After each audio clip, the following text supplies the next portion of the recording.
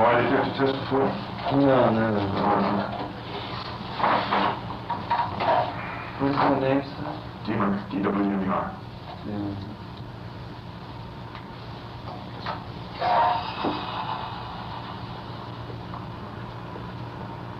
Do you have a cold? We were on a plane from London. Something was wrong with the thermostat and it changed temperature like every 10 minutes. I just had a little bit of sinus, you know. But no cold, really. Your first name is Roman, right? Right. No. Raymond.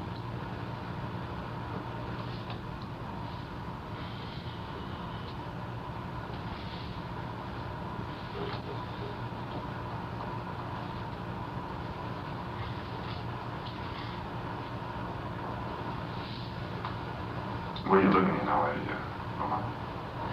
Well, I'm staying at Beverly Wilshire at this moment, but I will move. My address is really Paramount Studio. That's the best contact. You're back and forth, is that right? CO Paramount Studio. Yeah. I just really want to avoid the press, you know, getting on making. You still bothering you?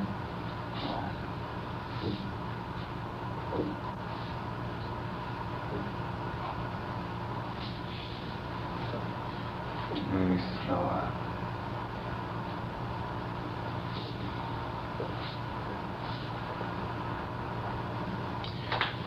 What's your phone with Paramount?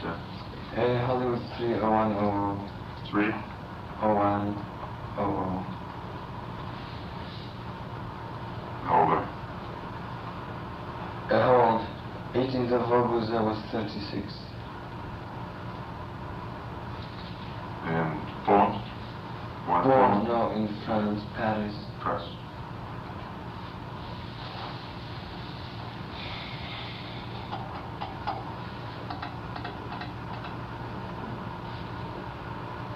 How far did you go to school, Roman? You mind if I call you Roman? Sure, My first name is Earl. Earl. Right. Well, I finished film school, which is the equivalent of the university here.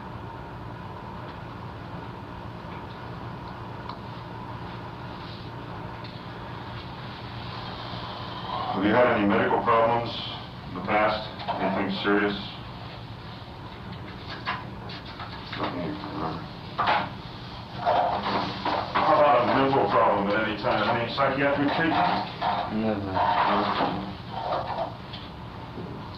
You taking any medication last day or so? Yeah, and after I took a lot of, not really, I think I took quite a small dose in proportion to the state in which I was of tranquilizers.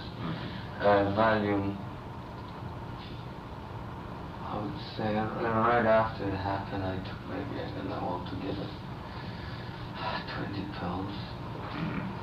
3 or 4 very strong sleeping pills. I don't know even what it was, but really knocked me out. What's the last time you had any medication or any pills? Last time, this morning, I woke up around, I don't know, 4 o'clock or 5, because I had to change. Time? I took half a... Sleeping? No. Half a Valium. Sleeping pill would do, I wouldn't be able to get out again, you know. I just took half of this blue one, you know, I don't know how much. And yesterday I did the same thing because I woke up also around 4. Today I woke up a little bit later, like, I don't know what it was.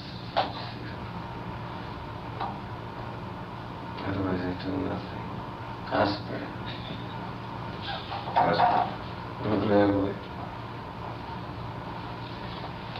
No, health is not my problem, really.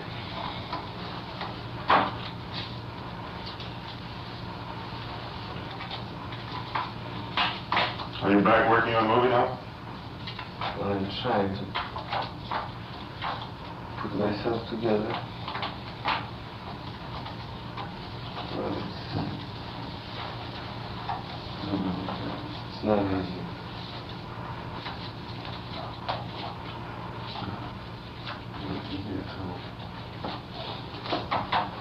How long is it going to last? Well, if we get along all right, probably hour and a half. You have an appointment?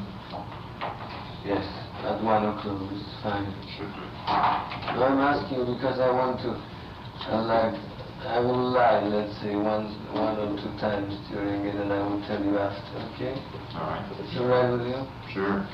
I just want to know how it works. On the details, some little details, how it makes it. I can give him a little... The cards thing? No, it's no good. No, I'll lie a couple of times and I'll tell you right after what I did. Okay. Okay? All right. If I don't tell you first, how's that? Oh, you can do it first.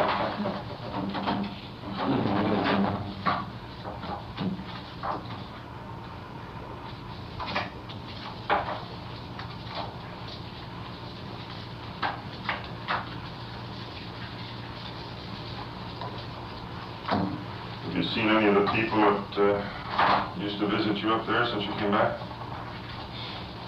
Few, you know, I'm trying to do sort of slowly contact. I don't want them to know that I'm trying in any way help the police, you know. Hoping that this way I will have more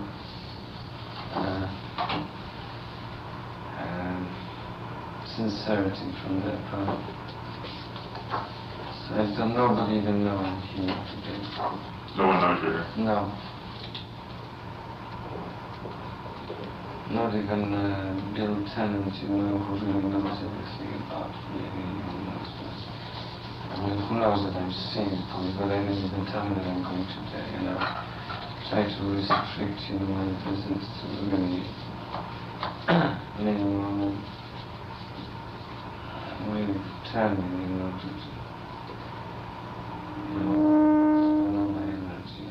I can do it better now than my film, you know what I mean?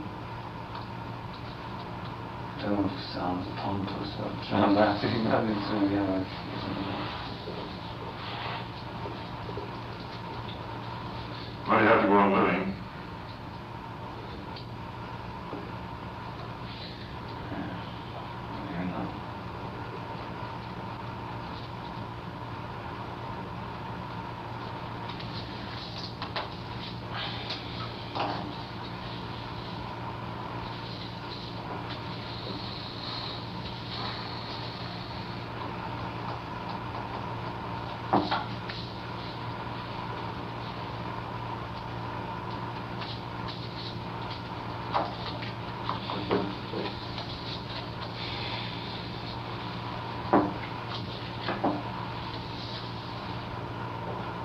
Was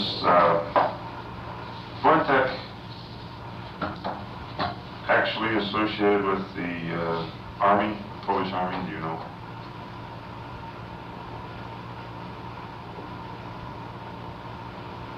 Not at all. You know, he tells several people this. Yeah. And I was wondering if there's any truth to it, as far as your knowledge. As far as my knowledge? Not at all. He went to the university first, studying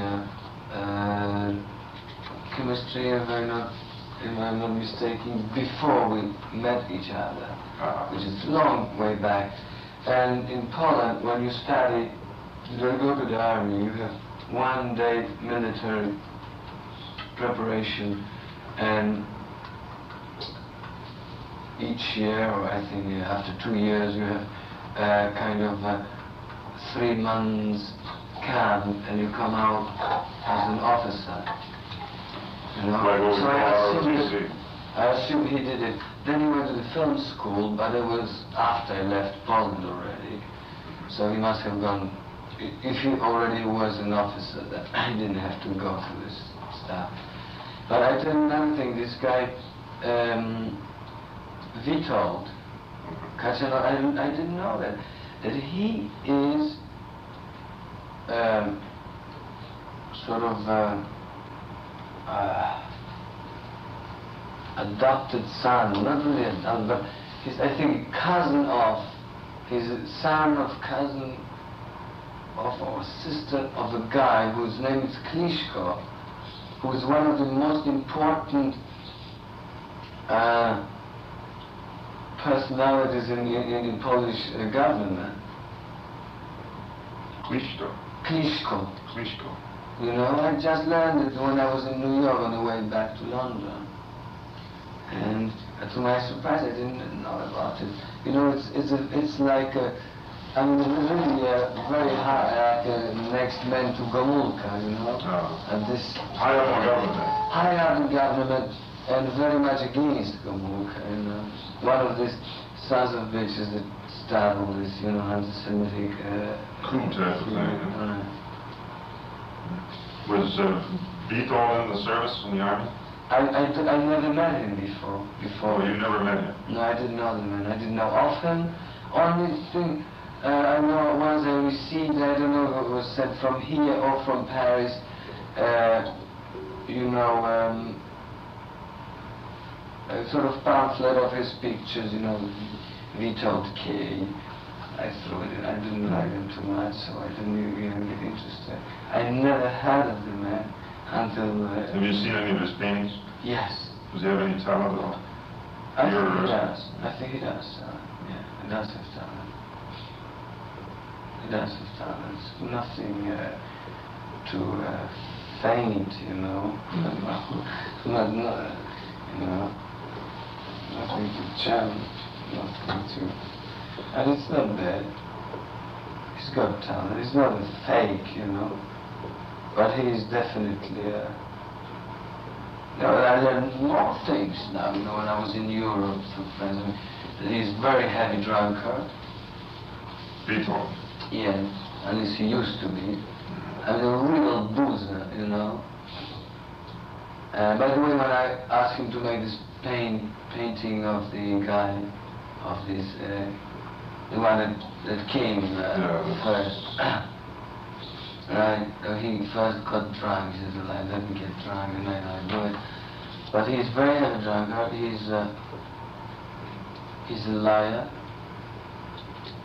Apparently, he was you know, troublemaker. I mean, it was the kind of guy with fights, etc. Yeah, someone told me he was pretty strong and fairly... Yeah, but I didn't know that. But you see, when I was in London, now a friend from Paris came, a dear friend of mine. She's a lady of about 45 or so. And she knew him when he during his Parisian period, a little bit. Disliked him very much. And she knew Wojtek quite well during that time. And the third character that sort of hung together was Marek Lasko, a very talented Polish writer, but also a drunkard and sort of fighter. And he just died recently in Germany, very strangely, you know, apparently overdose of sleeping pills. He went to Germany from Hollywood to make, because there was the German television was doing a play from his book. The first day he arrived, he had a dinner with the producer, went to the hotel and died. They broke into the room next noon or something like that. It was a very strange thing. My composer and a dear friend who made all music for my films. I brought him here to make a film for music for Rosemary's Baby. His name was Comella.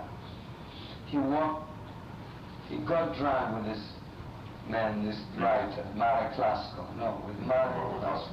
People was unknown to us, wasn't even here. And fell on the street, came to the studio black, and they were drunk, you know. And I said, Jesus, what happened? He said, oh, my head. He went to a doctor. And then like 3 months later, he made another music for Paramount, another picture. 2 months later, he started feeling very bad. And we were going to go skiing to Europe. I was living with Sharon, with him. And he said, I have this flu. There was the epidemic, remember? It was last year, but that's right. yeah. Just before the very bad then. Right. I sent him a doctor. I say, I'm leaving. The day you better you come over to join us. And a few days later, I had a telephone that he's blood in his brain. How do you call it? Blood clot. Blood clot. They put him on the operation table. He never regained consciousness. 3 months later, he died. There was this married class who was the first for me, and that was the beginning of this year. You know, it was the first really tremendous shock to me because he was. I mean, I made all films. A lot of my success is his contribution, etc. Okay. Coming back to this guy Classical, who died so mysteriously. I talked about this, all these things, with this friend of mine, this lady who knew him. And she told me one very fun thing. She said once Marek came to him. Marek was really, he was, whenever he was driving, he was in trouble, always beating me. And he said that he had fight with Kachanowski, with K, with Witold K. And that he, you know, he beat him up. And she repeated it to Wojtek. And what is that? Is he full of shit? I mean, Kachanowski would strike him once and he would be flat on the ground. You know, I just learned now. And considering he's rather slim and doesn't look dangerous, you know.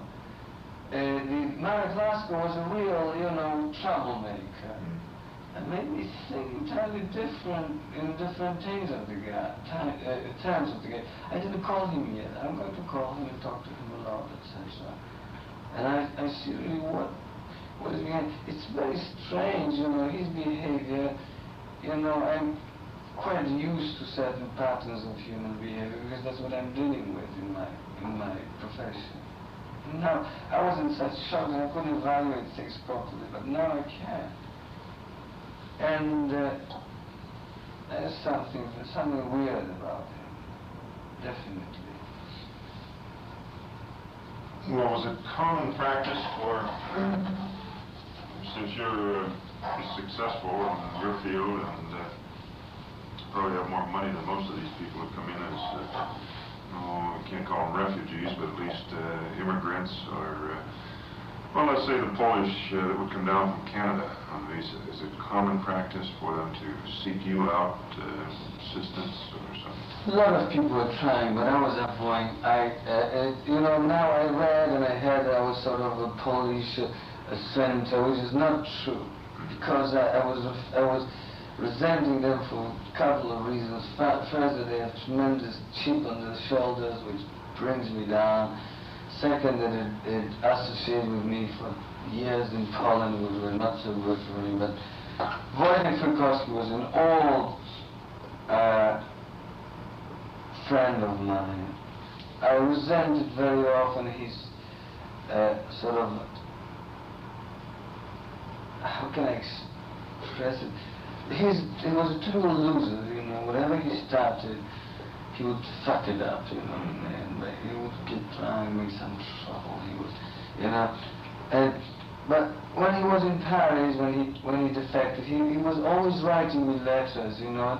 He really loved me, you know, because I got him onto this film school, you know, and things like that. He was sort of I was the model of him for, you know, what he would like to achieve.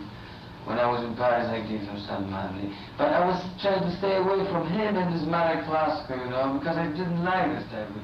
Then in New York, when I saw him change very much. He didn't drink, he really felt he was going to do something. He was full of good spirit. I passed him some money, etc. And he met Gibby Folger, and you know, I thought that's good for him, you know, rich girl, that's exactly what he needs. And when he came here, I was trying to help him with job, to find a job. And recently, since I was preparing this film, I told him, because I saw that he was getting a little bit uptight, doing nothing. He was next to this girl, you know, like a pimp. I said, believe me, you have job on my film. And I have a few letters I just found now in London, you know, from him. You know, full of enthusiasm and saying, you know, he's reading all books about dolphins because that was the subject, and his ideas, he can't wait, and he really loved me, that guy, you know. You don't think he resented your success in any way? No, that's absolutely an insinuation of, you know, ill-willing people. Canada, I know nobody from Canada except Eva, who came from Canada. I met her in Paris. I met her in Poland when she was a little girl, 14 years old, going around. We used to call her Lolita, you know. She came over here from Canada, and she had terrible trouble, you know, in staying in money, etc. And she didn't know where to stay, so I told Sharon, here's this girl, you know. Sharon was such a lovely person, she wouldn't resent, you know, another girl staying in our house. We gave her a back room. She stayed maybe, I don't know, 2-3 weeks, or maybe longer. And I said, Eva, I will do something, I move. And she moved, and then she was staying with Wojtek.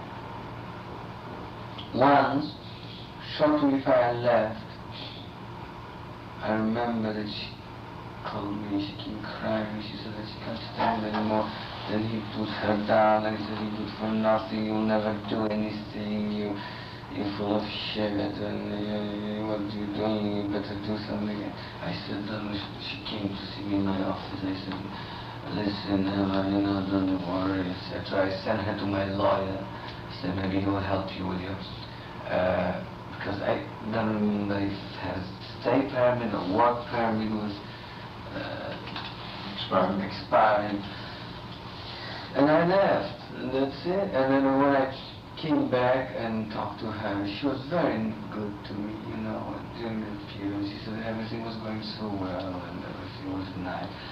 Also through me, she met Jay and all these people, and Wojtek also. There were only two Polish persons that I had any contact with. Although there were others who were coming, like there was this comedian, you know, this guy that I met called the Dari, a friend of mine, this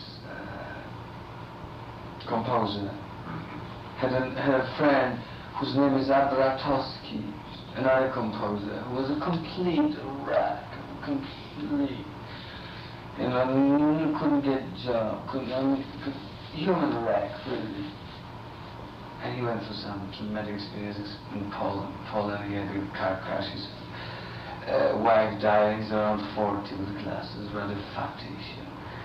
I said, well, I don't know how I can help you. Maybe I know some people in pop music. He's very good organ player.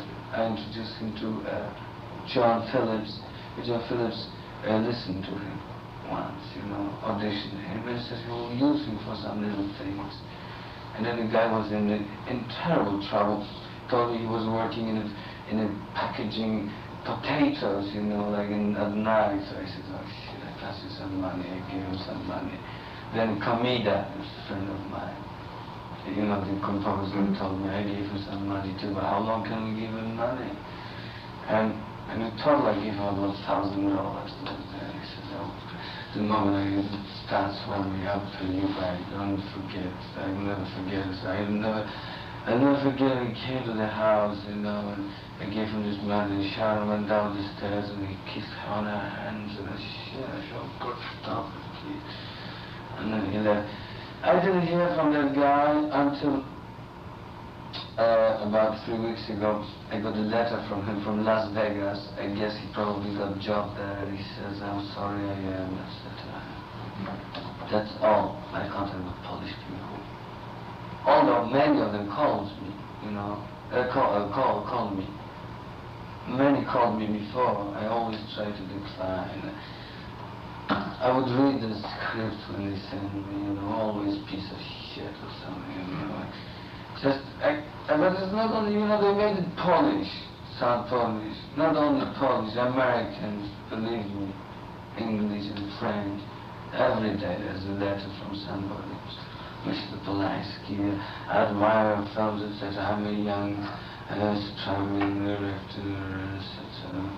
Shit, I was in the same position once, right?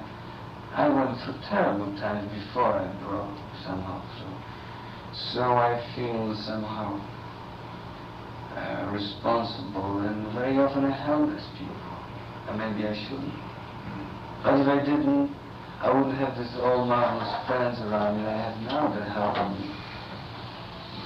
When did you first meet Sebring, Roman? First time. You mean the first time? Very first. I was already with Sharon in London for several months. Was she working on a film then, or was just an acquaintance at that time? You want to tell me first how I met Sharon, or what? Go ahead.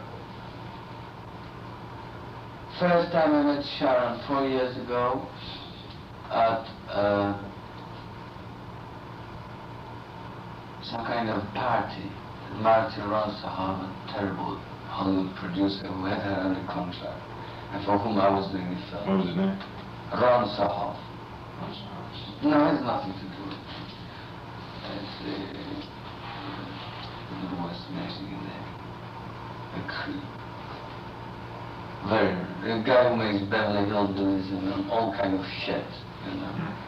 But he seduced me with his, sort of artist-like attitude, etc. And I started in contact with him to do the film, a spoof on the vampires, called Vampire Killers. And I met Sharon at the party. She was doing another film for him in London at that time. Staying in London alone. She was Jerry's girlfriend. I said, I heard about a couple of times they mentioned Rossohoff's second man, saying, wait until you see our leading lady. I said, what's her name? Sharon Tate. Strange to some. Something strangely. Why do I make all the time this? Something strangely. And once I met her, I thought she was quite pretty, but I wasn't at that time very impressed. But then I met her again, I don't remember exactly. Because I tried to take her out. I took her out.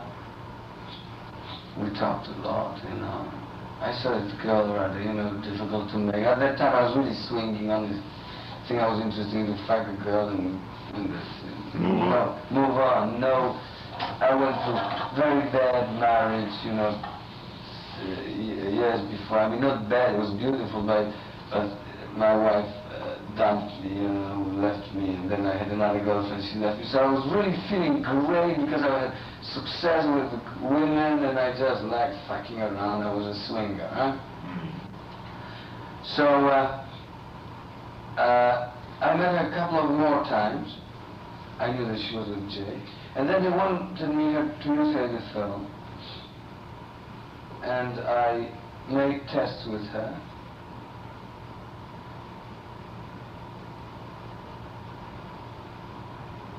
Once before I wanted to take her out, and she was sort of doing it difficult, sort of wanted to go out and didn't want to go out. I said, listen, fuck you. And I hung up.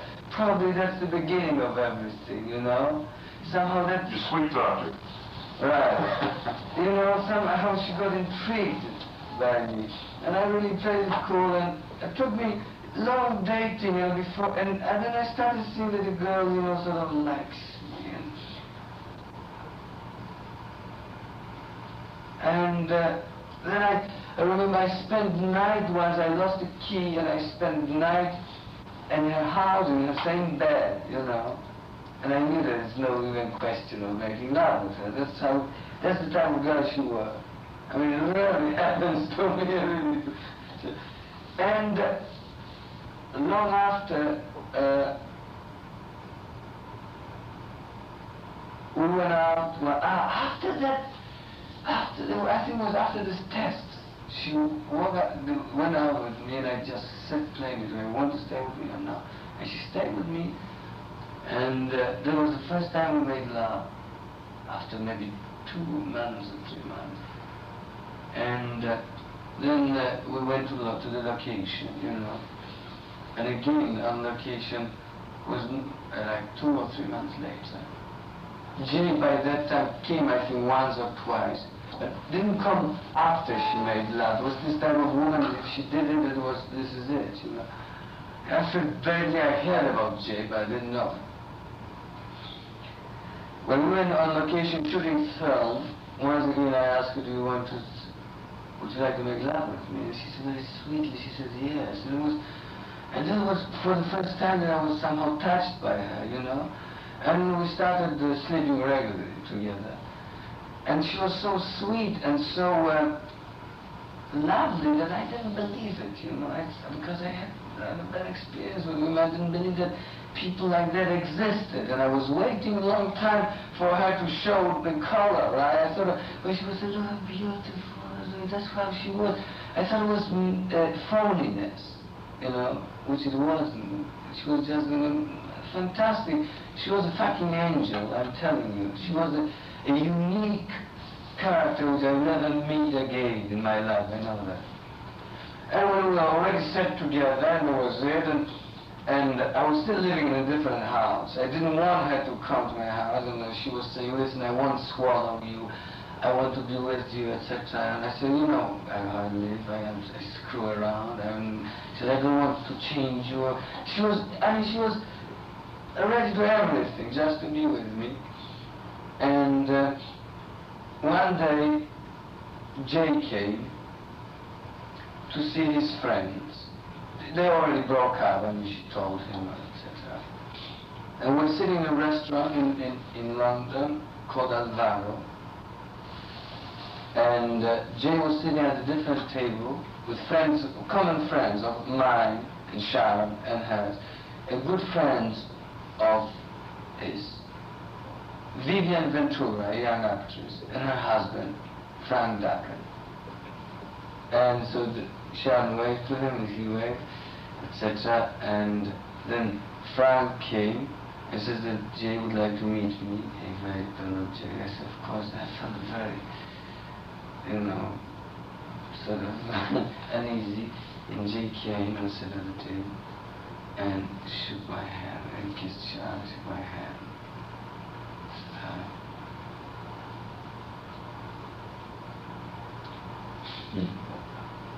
So I just wanted to meet you. I'm acting it for you, right? So this is my fucking profession. That's the first time you met her? Right. Did she ever go back to us? Let me tell you how it was.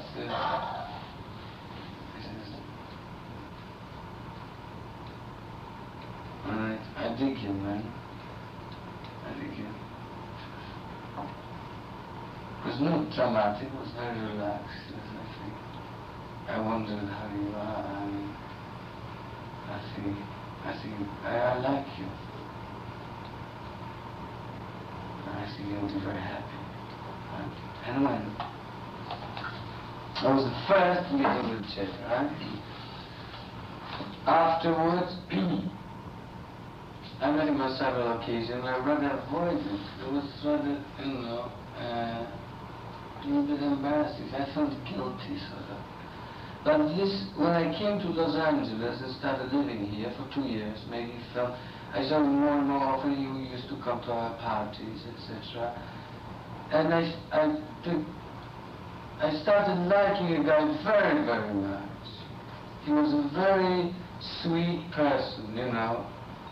Although I know about these hang-ups and, you know, he liked to whip tight girls. Sharon told me about it, and he tied her once to the bed. She asked her, you know, I would be funny if I tied you to the bed. And she was talking about it with fun, making fun of him, that he was rather disarming in the way he was doing it, right?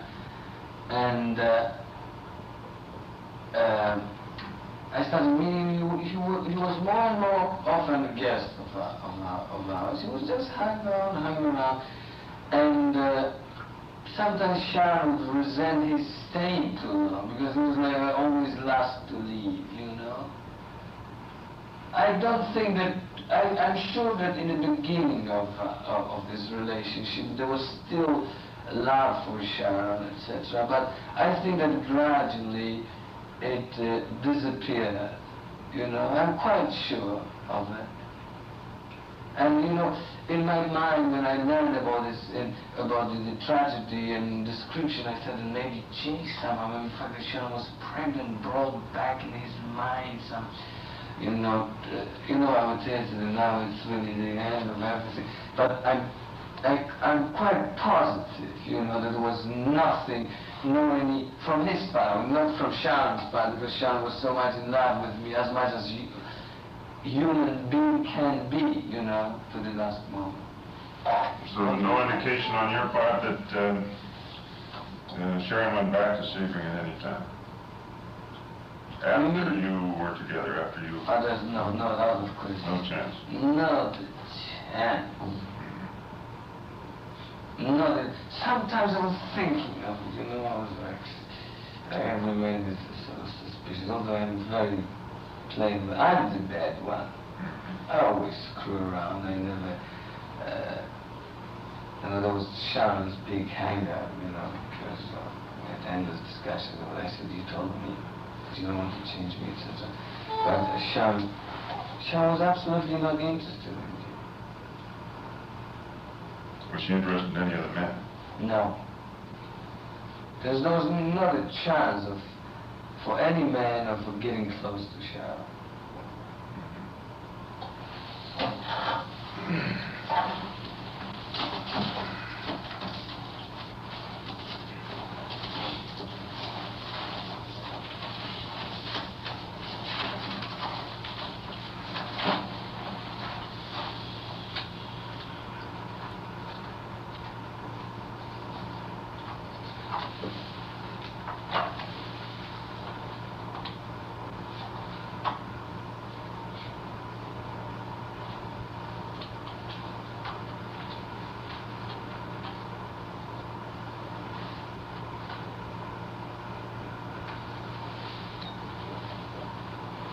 What is it?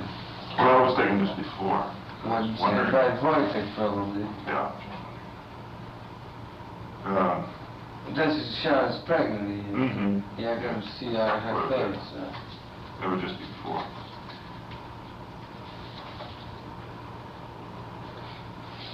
She would cut well, what I was getting at is... my head. What I was getting at is you spend an awful lot of time up there... hanging around, Yeah.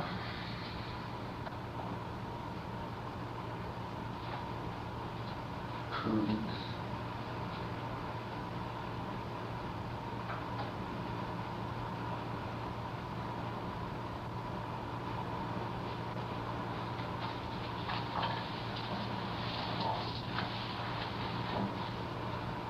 Yeah, she told me about this thing that she bought this to, you know, soon because she could put in her stomach. I was on the phone like every 2 days, you know, and then the only thing was when I would come, you know.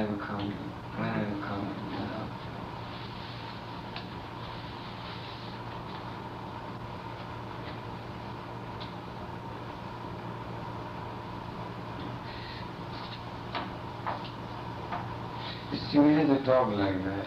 Yeah, that's not the dog that Wojtek ran over. No, that's the dog that I bought. When I ran, he ran over the dog. A friend of mine, Victor, now said, buy another dog. First, buy another dog. So I said, Sharon, well, you wanted to have to make them, so let's buy another Yorkie, we'll make it. So we bought another Yorkie in London, this one. And then I said that Wojtek told me that our dog ran away. I saw her run away. And then she said, could you call Wojtek, the dog coming back? And slowly she became accustomed to the idea that the other dog is gone, you understand? This was a replacement dog. How long ago was that when Wojtek hit the dog? You know? Yeah, I can tell you. This dog, let me see.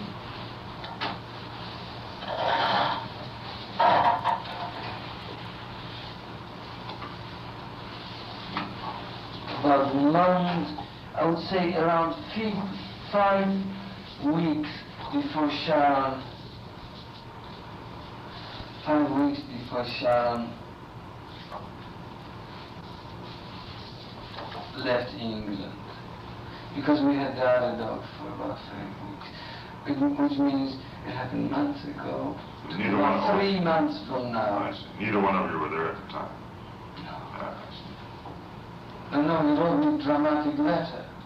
Which, you know, there was first, it was like after Comeda's death, you know, after this composer death, it was the second really blow on me, because I loved the dog, and this dog meant 2 years of our marriage, of our life. It's almost like a baby, you know, how I feel, and I read this letter, and he says, the terrible thing happened today. I killed Saperstein, was his name, from the film, you know, one of my characters, it was his name. I ran over Saperstein. I heard a squeak under the wheels, and he ran into the bushes. I ran after, found him, took to the vet, but it was too late.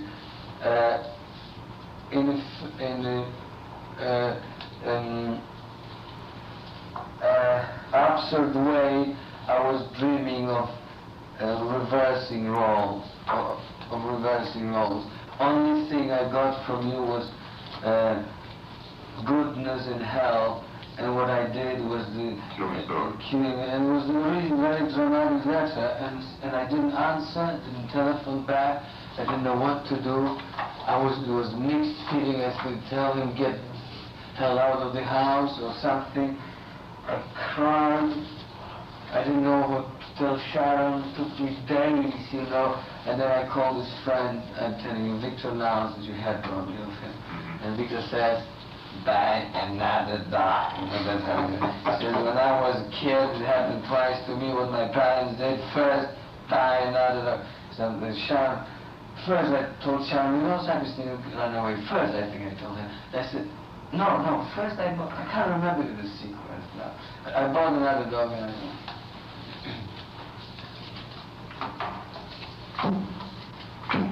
Okay, I know you have to get on your way. I'll give you a... might as well start. I'll tell you how this works, Roman. Number one, I put this around your chest. That measures your breathing. That's the so-called pneumograph. This goes on your arm. And that measures your pulse rate and the rise and fall in blood pressure.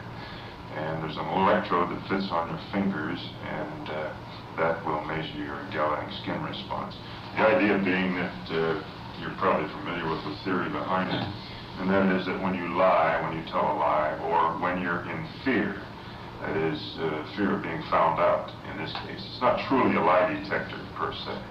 People call it a lie detector, but what it is an emotion detector. And all we're doing is measuring your emotions when you have fear of being found out in a particular situation. And as you know from your university studies, that the nervous system will put up a block, so to speak. If you came home, for instance, late at night and you hear a noise in the room, you instantly have this fear, this concern, and your body does a lot of things that we're not even aware of. It's way back in the old days, prehistoric times, we had this. African genesis. Yeah. So the nervous system reacts, and then of course you'll perspire a little bit in the fingers or in the hand. Your heart will increase, your blood pressure will increase, and the breathing would be inhibited. So all of these things combined make for the reading of the charts, and this is what we're going to determine here. I want to show you a few pictures initially, see if you can recognize any of these people. The only thing they'll require from you is to remain quiet when, and I know you talk a lot with your hands, you're emotional, you're an actor type person, so it's going to be a little difficult for you. But the questions are all geared so that they're yes or no. And that doesn't... Only yes or no. Only yes or no. But if there's something that you want to add later on, we can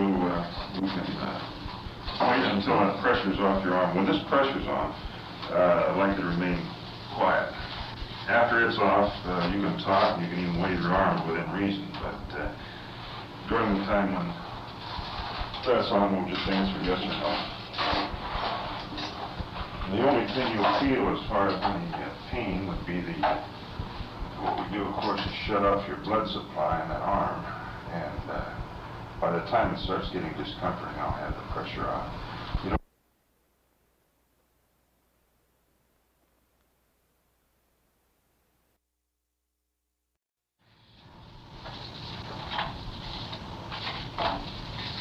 okay, on these pictures that I show you, Roman, just answer yes or no as to whether you have seen the individual before.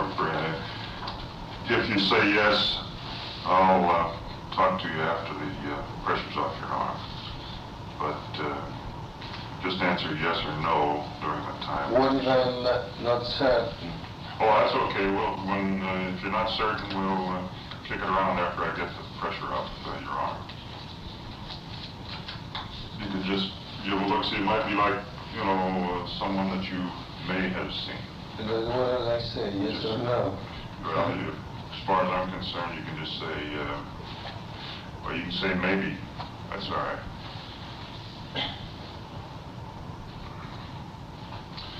All right, I'll put some pressure on your arm.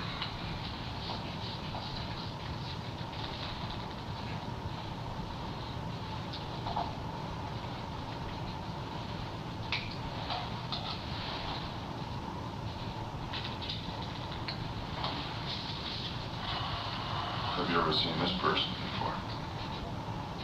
Closer, please.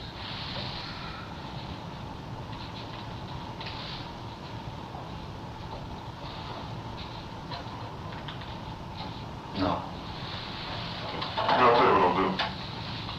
I'll release this. And I'll let you look at these beforehand. Maybe that'll give you a little break, give you a chance to look at these close up so that you can... No, you can go ahead as you... Oh, yeah, sorry, I'll go through them again afterwards. So give you a chance to look a little closer. Don't think so. Don't think so. Yes, that's Billy Doyle.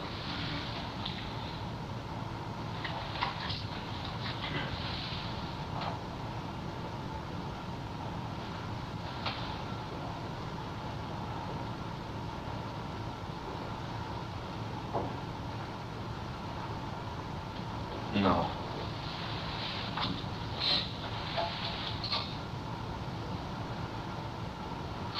Probably never saw him in that shape. Did you ever see this? I don't think I ever seen him. You don't recall seeing him up there? Let me see again.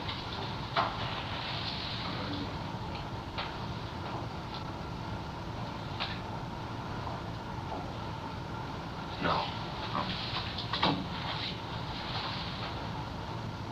I know who it is. I don't think I've seen him. You know who it is, but you didn't. Yeah.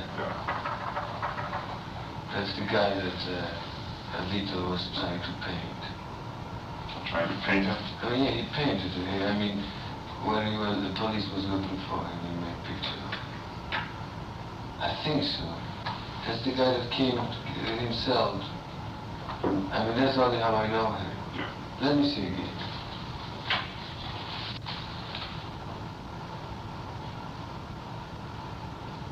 No, I don't know this type of character.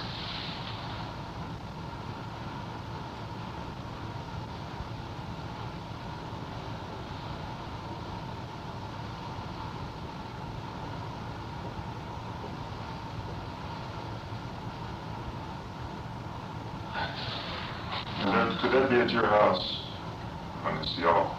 Yes. The background.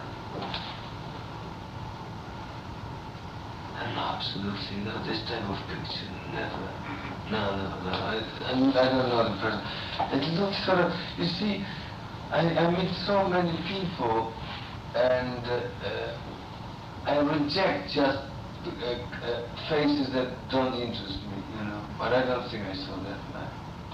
Let me see again.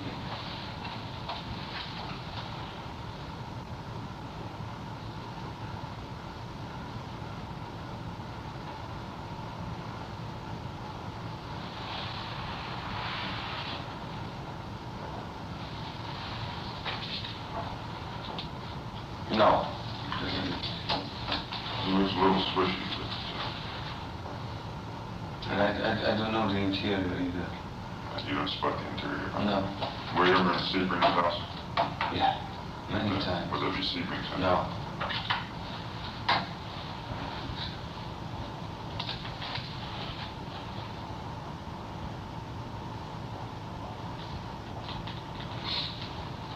All right, now I'll do it again. This time you're not seeing the pictures, so you can answer accordingly.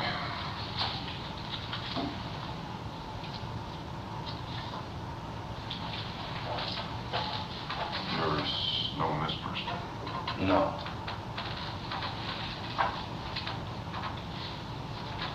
Have you ever seen this person? Yes.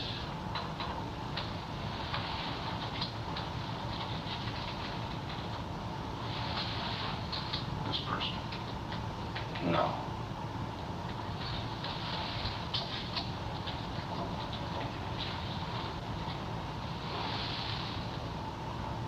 No.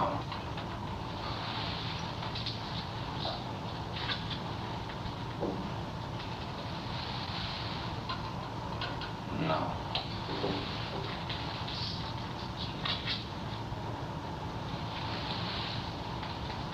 No.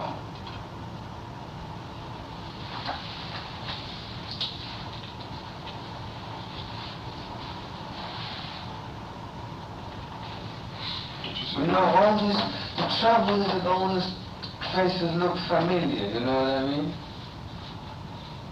It's like I may have seen them at the party or something, but...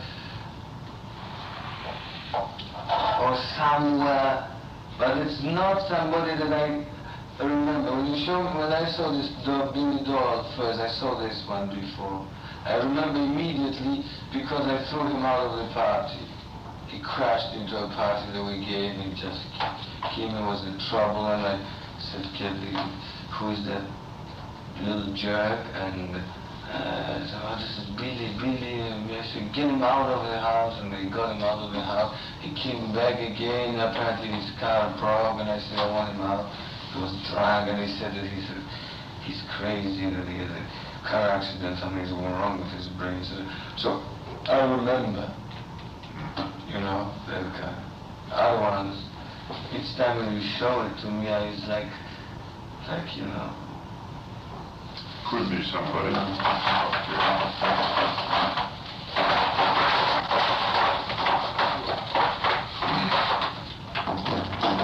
didn't lie so far. That's what I was going to say. I thought you were going to lie to me. Hold on. Take a look at these now. Hold on.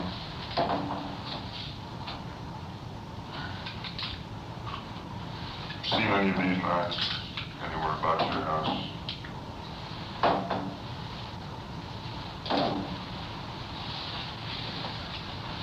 Or on anybody, with anybody that hangs around or had been around your place?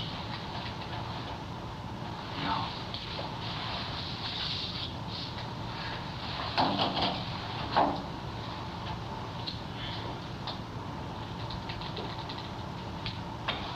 No. Okay. But actually this type of knife, smaller like that several times. No, I didn't see any of it. That's a regular snap like that. No, I definitely didn't see any of it.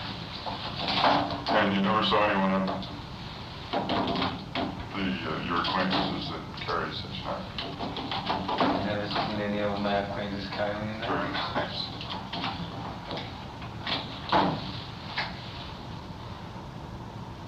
All right, I'll show you these one at a time.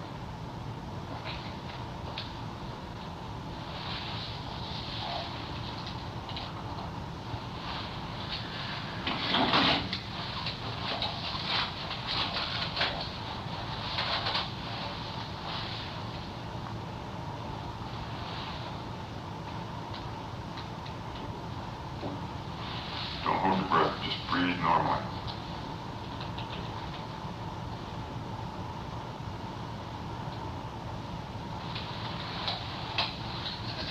Breathe normal when you tell somebody breathe normally, you know. What is normal?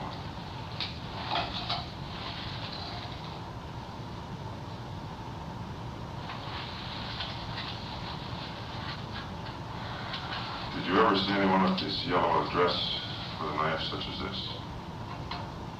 No.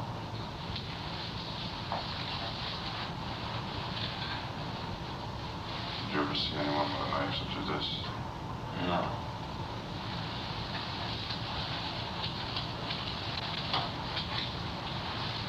Did you ever see anyone with a knife such as this? No.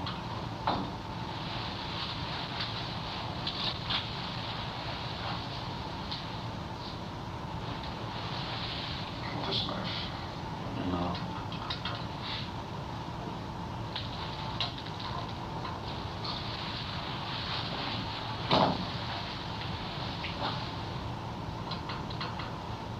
No. Okay, I'll go through them once more.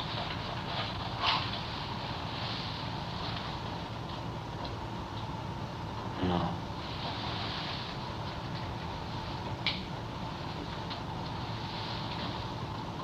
No.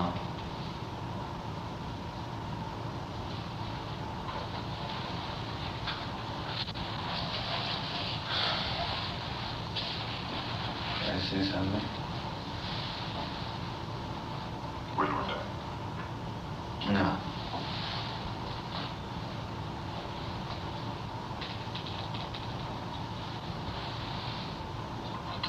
No.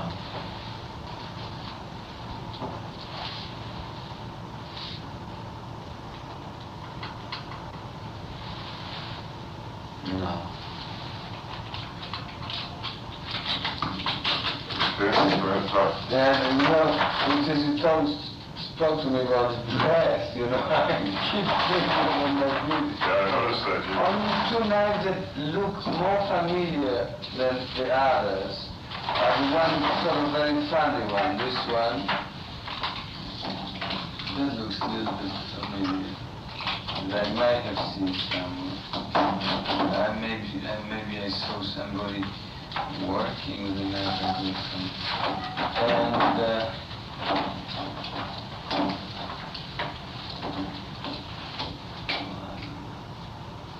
No, I never saw it.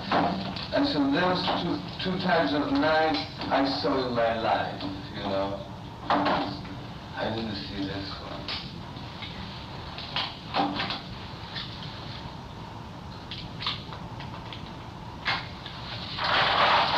Yeah, I noticed your breathing's going to hell there. See, it's clear the difference there. How you're breathing here. Yeah, because I became so Now all of a sudden you became conscious of it.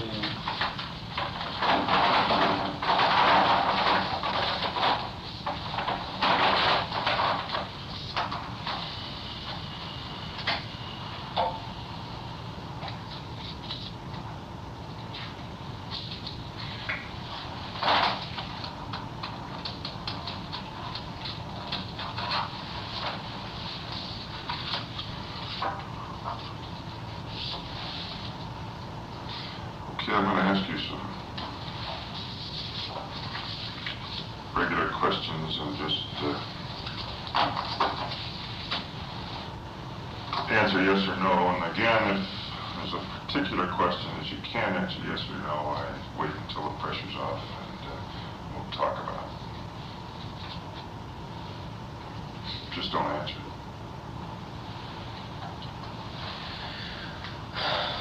Are you ready?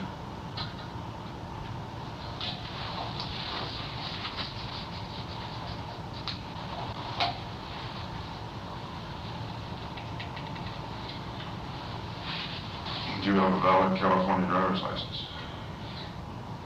Yes.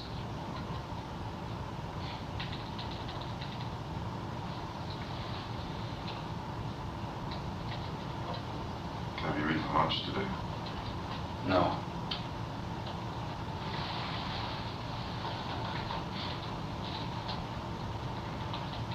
Do you know who took the life of Wojtek and the others?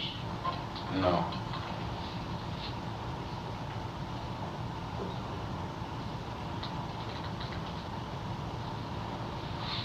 Do you smoke cigarettes? Yes.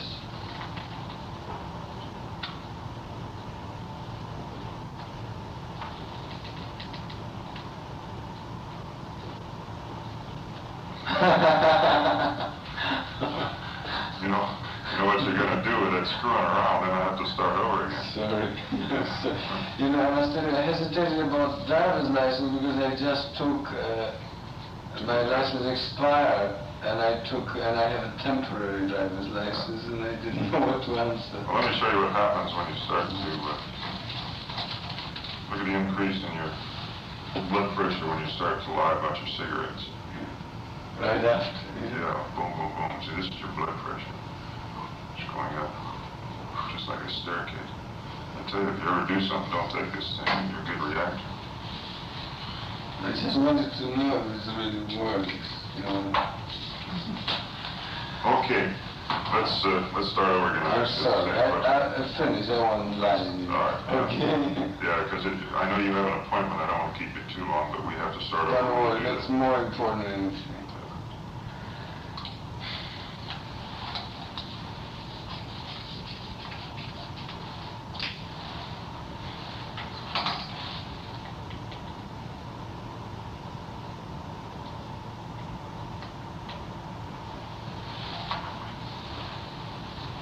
Do you drink milk? No.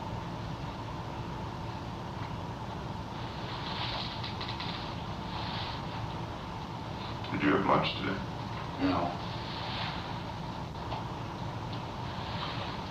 Do you know who took the life of Wojtek and the others? No.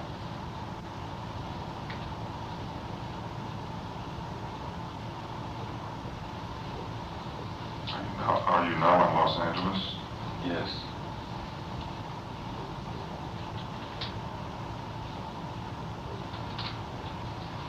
Did you have anything to do with taking the life of Wojtek and the others? No.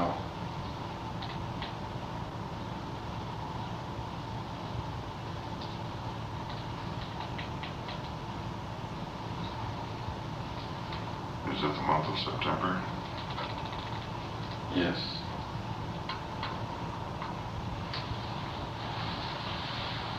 Do you feel any responsibility for the death of Wojtek and the others? Yes.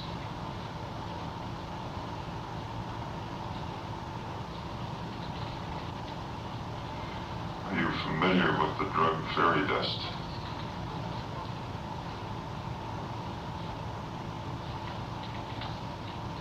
Fairy dust? No. Ever heard of it?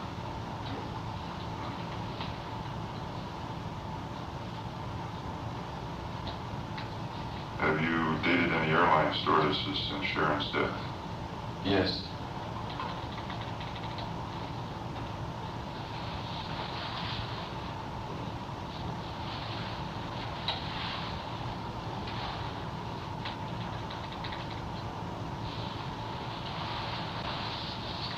No, dated.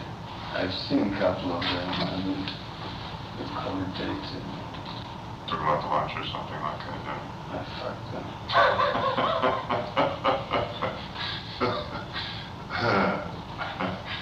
Okay. I don't think I'll put that in there, though. I think we'll still say date. How's that? They might play this back for school children one of these days. You never heard of fairy dust? Huh? No. You never heard the term? No, first time. Okay. Also, you see, when you ask me,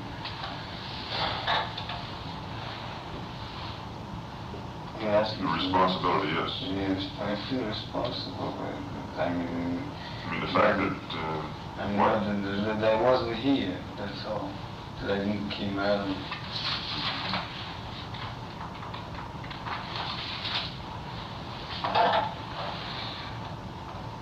Didn't come early.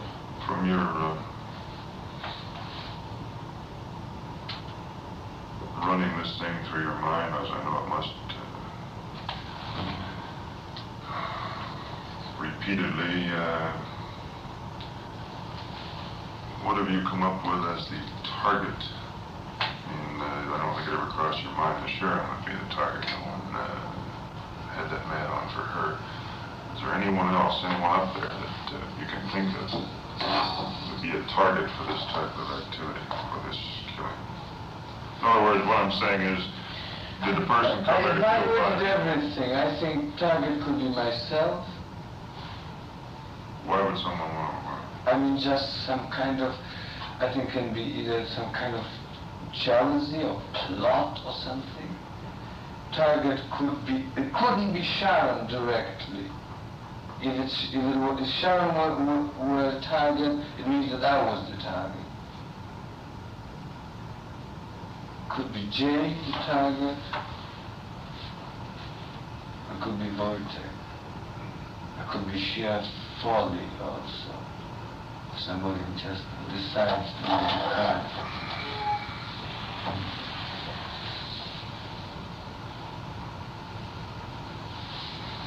What would Sebring be doing, for instance, that would make him a target of this? Just from what you have heard? For what I've heard, some money thing, you know, some, I don't know, I heard a lot about this drug thing and drug delivery. It's difficult for me to say. He must have been entangled in some peculiar business. A very curious thing, yesterday I went to see my dentist, who is a very expensive dentist, and who was also Jay's dentist for years, like 10 years. And he told me that Jay owed him $5,400. He showed me the sheet balances. And it was like this sum was up to 65,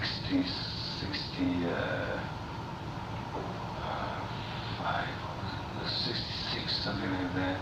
And then he received a note thanking for the patients, etc. And I would pay, from his secretary, I would be paying you regularly.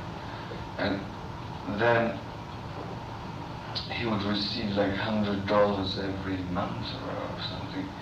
That was in the last 2 years. And that's quite amazing to me, considering that he was known as a rather prosperous man, you know.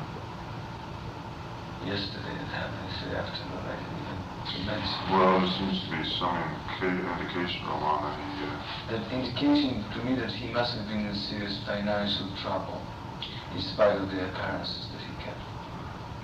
But that's a hell of a way to collect debts. To collect? You know, it's no ordinary bill collector that goes up there and kills 5 people. No. What I'm talking about, for this reason, he might have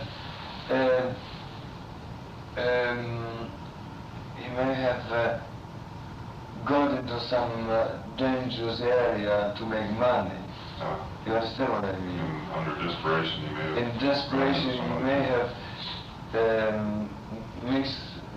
got mixed up with legal people, you know.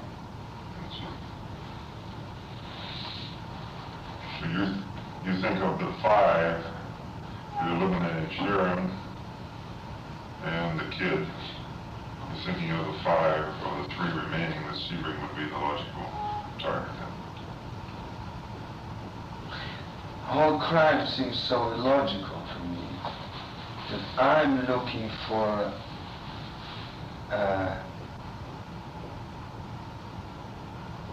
something which doesn't fit your habitual standard on which you used to work as a police. I would look for something much more far out, and that's what I'm going to do. I mean, I'm devoted now to this, and I'm going to do it. Maybe it's somebody who hated me, or difficult for me to imagine, or, you know, somebody hating me to this point, and I can't see an enemy of the kind who would do that. Yeah, I was posed the fact that, did you get some hate literature after this, or hate mail? No. Did you get it? Well, you got it after Rosemary's Baby, wasn't that right? Oh yeah, a lot. Just squirrely type The usual type that a director who does this type of thing receives nothing out of that. No really, rather they were scaring me with hell and etc. Than with religious type religious, right. could be some type of witchcraft, you know, a maniac or something. The amateurish way of the tragedy, the execution of the tragedy indicates to me that there must be some kind of knot, you know. I wouldn't be surprised if I were the target, in spite of all these drug things, you know, the narcotics seems to be I think that police like to jump too hastily on this type of leads, you know, since they are usual leads and their usual motives in circumstance. But as I left the place, only connection avoided with any kind of narcotic with he smoked pot. So did Jay, plus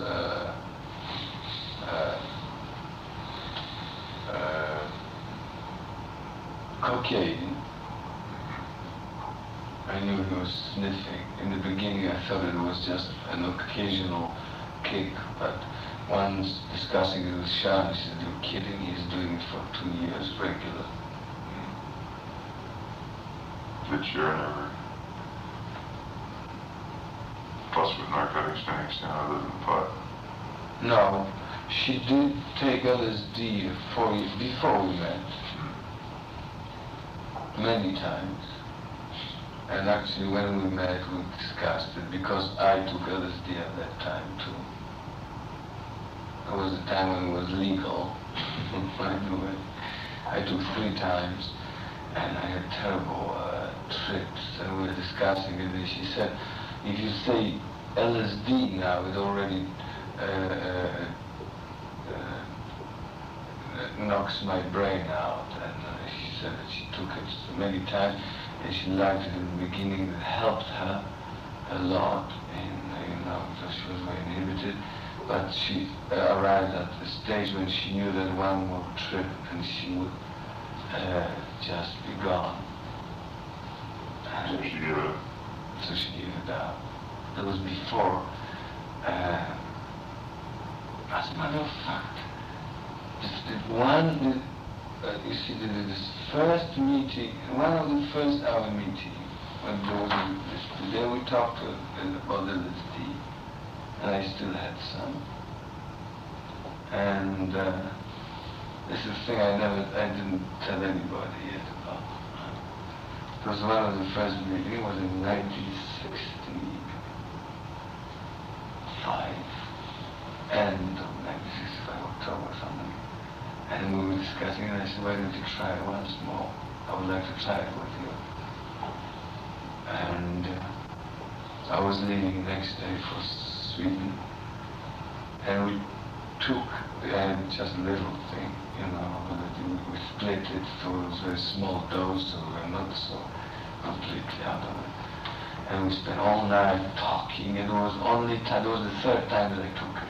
It was quite pleasant, talking a lot. And in the morning, she started flipping out and screaming. I was scared to death.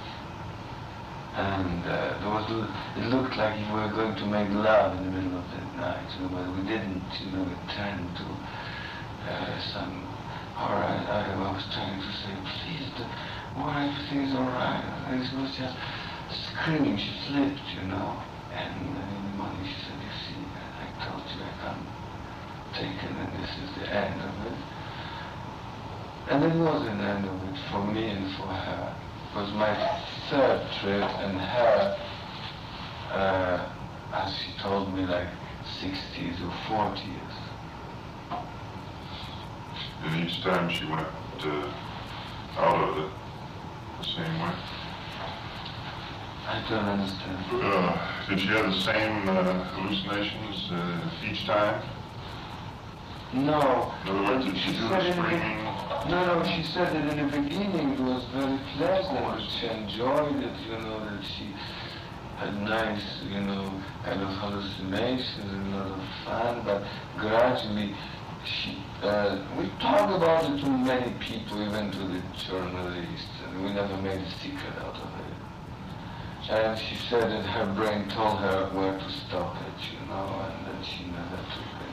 Well, I can imagine, too, that there's probably degrees of strength of LSD, too, whether it's always exactly the same. In other words, she might have been pleasant initially, but later on it may have become a stronger dose, perhaps.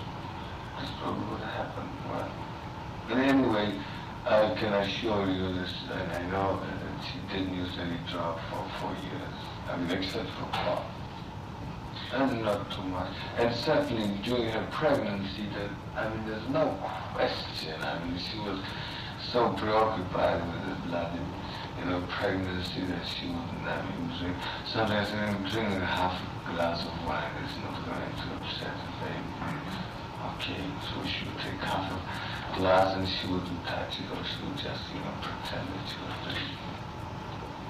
What was your relationship with Sharon's parents? Was it cordial or what? Cordial, but rather boring. Her father I liked very, very much. Mother was very warm towards me and very, very exuberant, and but she's, she was too much, for Sharon and for me in a way of some kind of Catholic mysticism and things like that, where father was well together and lovely man. And we went to visit them sometimes, but we were very good relations. They liked me very much. I think they loved me, and I think they love me now more even because of it. And I feel closer to them now, and to her sister. What's her name, Deborah? Debbie and Patty. I wanted to ask you one more set here, Roman, that had to do with where you think Sharon was first attacked in this thing.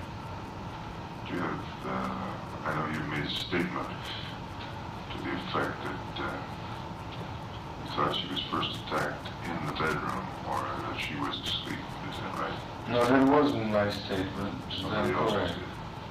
No, I stated that she must have been in bed, because the way the bed was set indicates that she was already in bed. First, the bed was,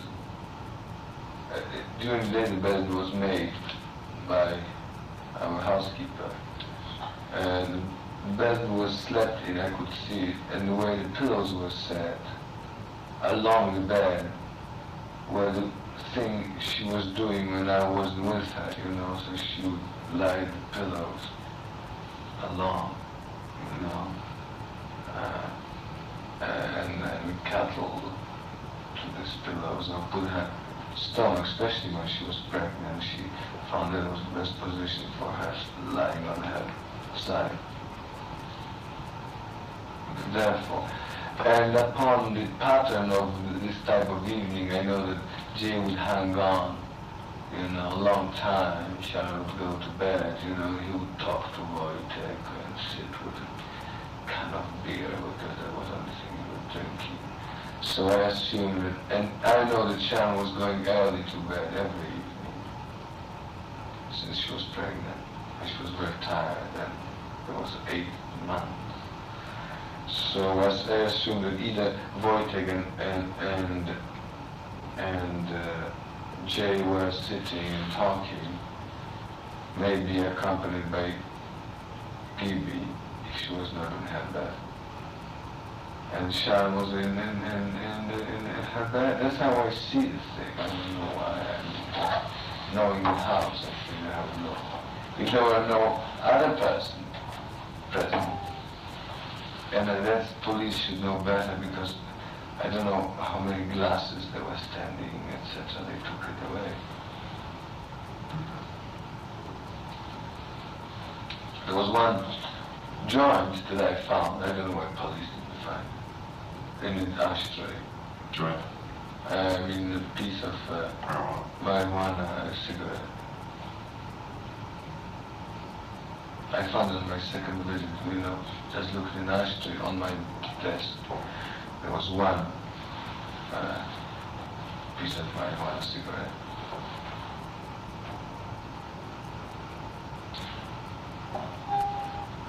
Did Billy Doyle ever, to your knowledge, try to turn Sharon on with cocaine? Not to my knowledge. And Billy Doyle was a character Sharon wouldn't even talk to. Did you ever come into the bedroom and find Billy Doyle with Sharon? What you mean? Well, no, not in bed or anything like that, but in the same room. Billy Doyle I saw once or 3 times in my life. I know that I saw him once. That was during the party, right? And saying that, or 3 times, I mean that I saw some kind of characters around Mama Cass when I saw her in John Phillips's house once she arrived and left after 10 minutes with some kind of 2 guys. And the second time I was at some party at Del Negro's house. And I think that I may have seen the same man over there, but I'm not sure. Because as I told you already, I just dismissed this type of thing, like numbers, I can't remember names. I remember things that interest me, But even assuming, Billy Doyle, I don't think that Sharon even knew who Billy Doyle was. These are the things that have been rumored and counter-rumored and all that sort of thing. It's just a matter of checking it with you, frankly.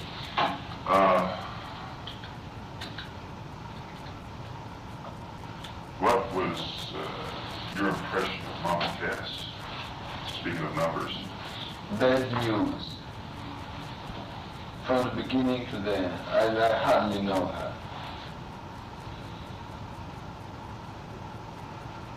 Bad news in the sense of... Bad news, just stay away from it. I didn't like her. First time I met her was at John Phillips' house. She came with some kind of 2 little jerks. I think probably one of them was Billy Doyle. The other one was better looking guy than Billy Doyle, but very much... Maybe one of these guys from this photograph, Yeah, it is. It was. But he looked a little different at that time. That's the trouble. Maybe, sort of like... I mentioned him several times, sort of Elvis Presley type of guy, And they sort of walk around and so on. They were always there. And John said, look at these 2 guys. Look who is she hanging with. And that's it. And she left 10 minutes after. Second time I saw her, I think, somewhere at the party. I wonder if it wasn't my party, the big party that I gave in January, which was a lovely party, beautiful people there, and everybody enjoyed tremendously. It was the beautiful Hollywood party. And amongst them suddenly was that Billy Doyle, and I think Mama Cass came also. Found out she didn't smoke cigarettes.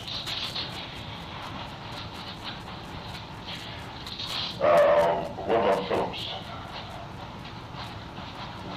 Your relationship with him been very different? Very fantastic.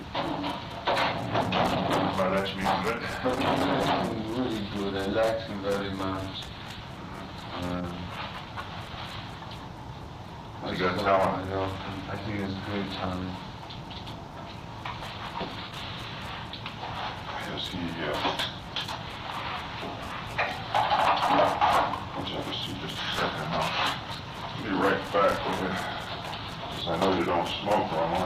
taking a cigarette. Be right back.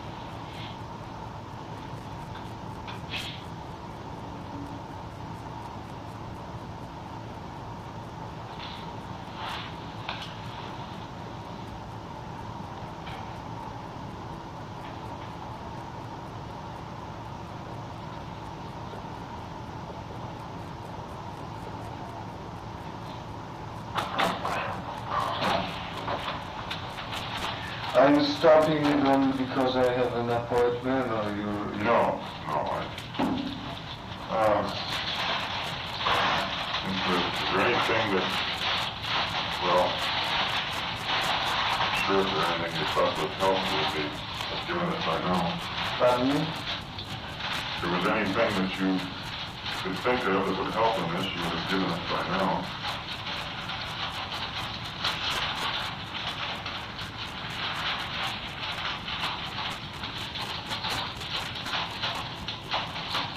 You're going to talk to Depot. Pardon me? You're going to talk to Depot. Yes. You indicated you were. I was talking to a lot of people, but I want to do it slowly so they don't get suspicious. How long are you going to be in town? I don't know. I don't know.